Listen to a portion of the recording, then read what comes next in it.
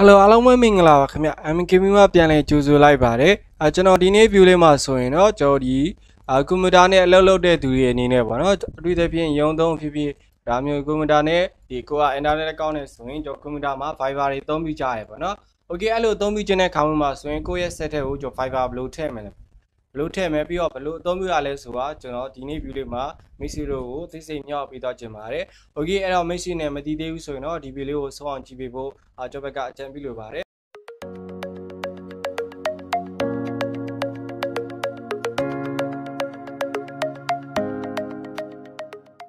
Okay အဲ့တော့ကျွန်တော်ဒီဖုန်းထဲမှာတော့မိတ်ဆွေတို့ Viber software ကစီးပြီးလောက်ပြီးလို့ထင်တယ်ပေါ့နော်အဲ့တော့ကျွန်တော်ကွန်ပျူတာထဲမှာ software ထည့်ဖို့လိုအပ်တယ်ပေါ့နော် Okay အဲ့ software ကိုကျွန်တော်ဘယ်လို download မလဲပေါ့နော် Okay တောင်းမှာဖြစ်တဲ့မိတ်ဆွေဖုန်းထဲမှာရှိတယ်ဒီကွန်ပျူတာမှာရှိတဲ့ browser တစ်ခုတည်းဝင်လိုက်အကောင်းဆုံးကမိတ်ဆွေ Chrome browser တွေဝင်လိုက်ပေါ့နော်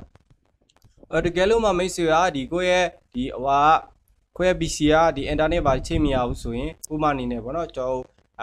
ချိန်မရခဲ့လင်ပေါ့နော်မိတ်ဆွေဖုန်းထဲမှာမိတ်ဆွေဖုန်းထဲကဒီ Chrome browser ထဲမှာဆိုရင်မိတ်ဆွေ Viber for PC ဆိုပြီးတော့မိတ်ဆွေရိုက်စားလိုက်မယ်ဆိုရင် Viber website ကနေမိတ်ဆွေ download ရတယ်ပေါ့နော် Okay အဲ့လိုတကယ်လို့မှမိတ်ဆွေကကွန်ပျူတာနဲ့ချိန်မရဆိုရင်ကွန်ပျူတာနဲ့ down မယ်ပေါ့နော် Okay အဲ့တော့ကျွန်တော် down ပြမယ်အဲ့တော့ကျွန်တော် Viber ဆိုပြီးတော့ရိုက်လိုက်ပေါ့နော် Viber ဆိုViber for စကားရအောင် Viber for Windows ဆိုလည်းရတယ်ပေါ့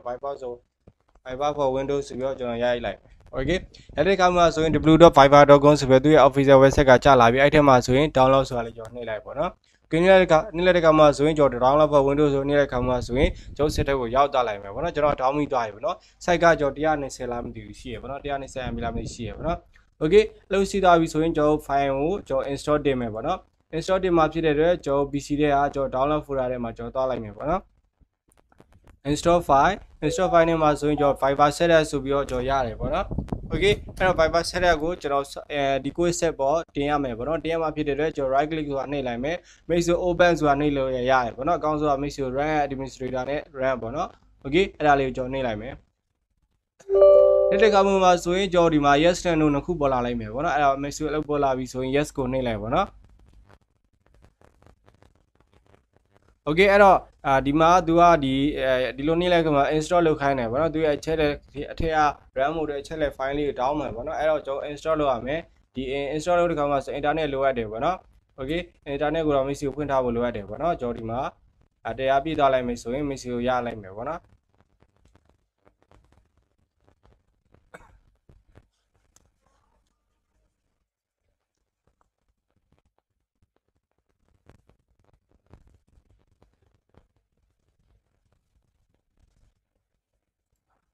Okay အဲ့ဆိုရင်ကျွန်တော်ဒီ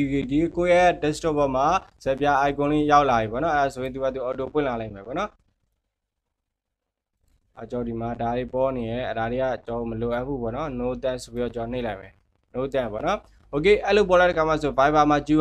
QR code ပေါ်လာလိုက်မယ်ဗောနော်ကျွန်တော်ဒီမှာ line မကောင်းနေတဲ့အတွက်ကျွန်တော်ဒီမှာ load လုပ်နေရဗောနော်အဲ့တော့ QR code ကိုကျွန်တော်ဖုန်းထဲကနေဖတ်ရမယ်ဗောနော်ဒီဖုန်းထဲကဖတ်တဲ့ခါမှာဆိုကျွန်တော်ဘယ်လိုဖတ်လဲဆိုတာကျွန်တော်ဖုန်းနဲ့ပြပေးမယ်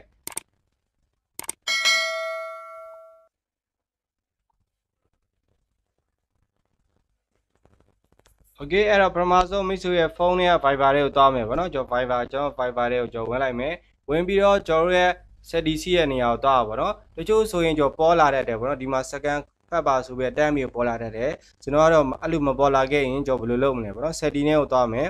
သွားပြီးတော့ကျွန်တော်အပေါ်ဆုံးမှာရှိတဲ့ account ဆိုတဲ့ထဲကိုသွားမယ်ဗောနော် account ရယ်ပြီးတော့နောက်တစ်ခုရဲ့တတိယမြောက်မှာရှိတဲ့ desktop and tablet ဆိုတာရှိရဗောနော်အဲ့ထဲကိုကျွန်တော်ဝင်လိုက်မယ်Okay ဝင်လာတဲ့ကမှာဆိုအပေါ်ဆုံးလေးမှာ QR code click ရဲ့ plus sign လေးရဲ့ပေါ်နေရပါတော့အဲ့ QR code click ကိုကျွန်တော်နှိပ်လိုက်မယ်ပေါ့နော်ကင်းနေတဲ့ကမှာဆိုရင်ကိုယ့်ရဲ့ကွန်ပျူတာမှာပေါ်နေတဲ့ QR code ကို scan ဖတ်လိုက်မယ် Okay scan ဖတ်လိုက်တဲ့ကမှာဆိုကျွန်တော်တက်လာလိုက်မယ်ပေါ့နော်အခုဖတ်မှာပဲကျွန်တော် Wi-Fi hotspot ပြုတ်သွားပြီပေါ့နော်ကျွန်တော် hotspot ပြန်ချိန်လိုက်မယ်လက်တော့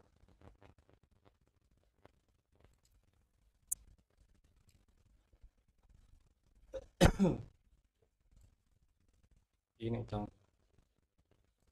Okay အဲ့ဆိုဒီမှာ load ပြန်လုပ်နေရပေါ့နော်ကျွန်တော် scan ဖတ်ပြီးသားဖြစ်တဲ့အတွက်ကျွန်တော် Viber တက်လာလိုက်မယ်ပေါ့နော်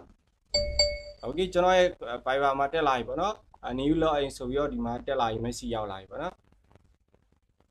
Okay အဲ့လိုရောက်လာပြီဆိုရင်ကျွန်တော်စချင်းမှာဆိုဒီလိုပေါ်မှာမဟုတ်ဘူးခဏနေရဲ့ခါမှုမှာဆို message ရဲ့ဒီဖုန်းနဲ့ contact တွေကိုကွန်ပျူတာမှာတစ်ခါတည်းရအောင်ကျွန်တော်ဒီ send လုပ်ခိုင်းမယ်ပေါ့နော်အဲ့တော့အဲ့ဒါကို check ခဏစောင့်လိုက်ပေါ့နော်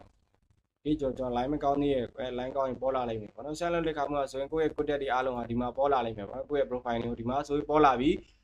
Sam chat history ဆိုပြီးတော့ပေါ်လာလိမ့်မယ်တကယ်လို့မိတ်ဆွေကဖုန်းထဲမှာပြောထား history ပါရှိရဆိုရင်ဒီမှာအကုန်လုံးပေါ်လာလိမ့်မယ်ပေါ့နော် okay အဲ့လိုပေါ်လာတဲ့ခါမှာဆိုရင်မိတ်ဆွေတို့ Sam ဆိုတာနှိပ်လိုက်ပေါ့နော် SYNC ဆိုတာနှိပ်လိုက်မယ် okay အဲ့လိုကွန်ပျူတာမှာနှိပ်ပြီးသွားပြီဆိုရင်လည်းမိတ်ဆွေရဲ့ဖုန်းမှာအဲ့ဒါကိုနှိပ်ပါလို့ပေါ်လာလိမ့်မယ်အဲ့ဒါကိုကျွန်တော်နှိပ်လိုက်ပါနော် SYNC ဆိုပြီးတော့နှိပ်လိုက်မယ်